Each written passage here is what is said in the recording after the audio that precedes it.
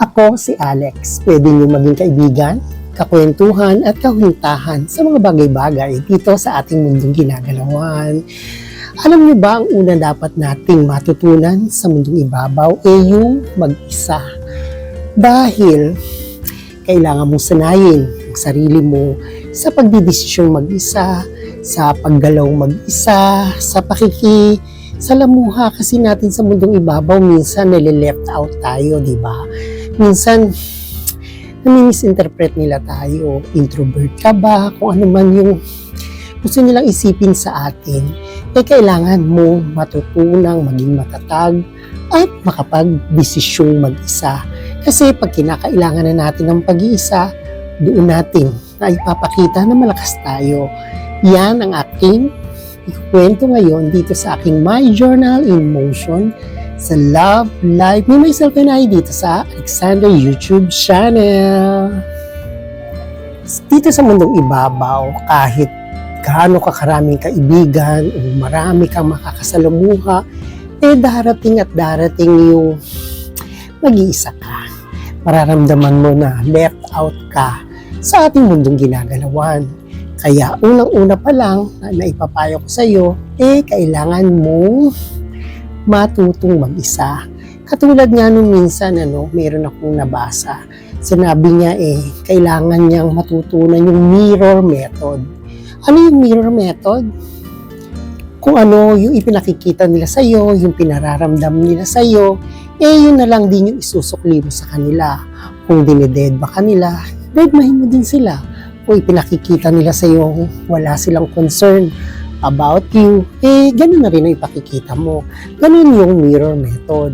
Kung ano ang binigay sa iyo, yun na lang ang ipakikitungo mo sa kanila.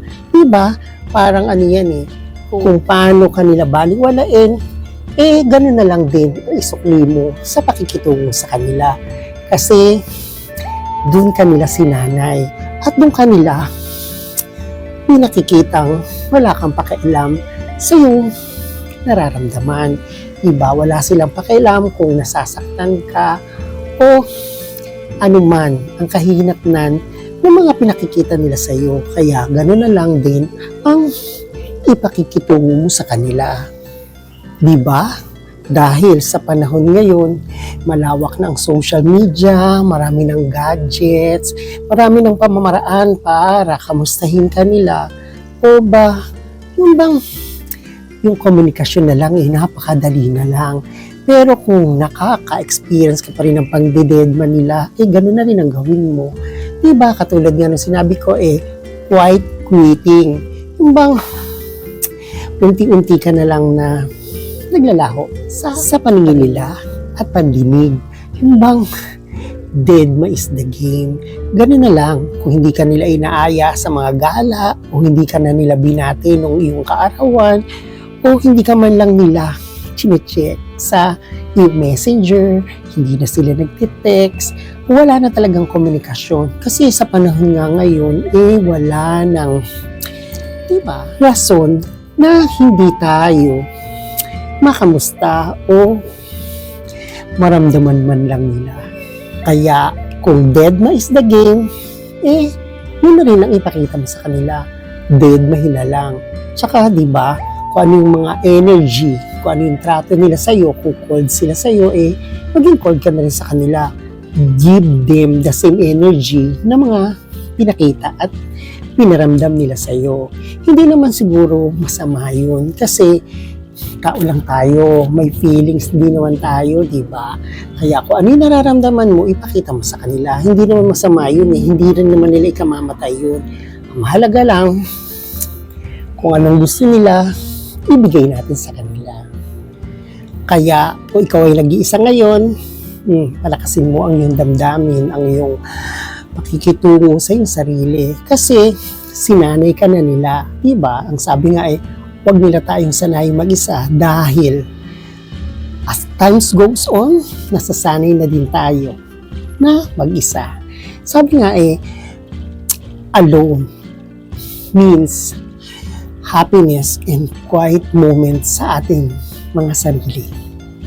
Kaya kung cold treatment sila sa iyo, maging cold treatment ka na rin sa kanila. Kasi bakit? Baka kala nila, sabik na sabik kang makipagkaibigan sa kanila. Tsaka parang sabihin nila, kulang ka sa pansin. Iparamdam mo rin sa kanila na ganun ka rin naman sa kanila, di ba? Yung bang binibigay mo lang kung ano yung pinakikita nila sa'yo. O ayan, isang kwentuhan at puntahan na naman sa atin para kahit papaano ay buhay natin sa pang-araw-araw ay may pakinabang kahit saglit lang. O ayan, wala na naman ako yaman na sa iyo may bibigay pero meron akong munting napag-usapan para kahit papaano ang buhay naman natin ay gumaang-gaang. Kaya thank you for watching and God bless.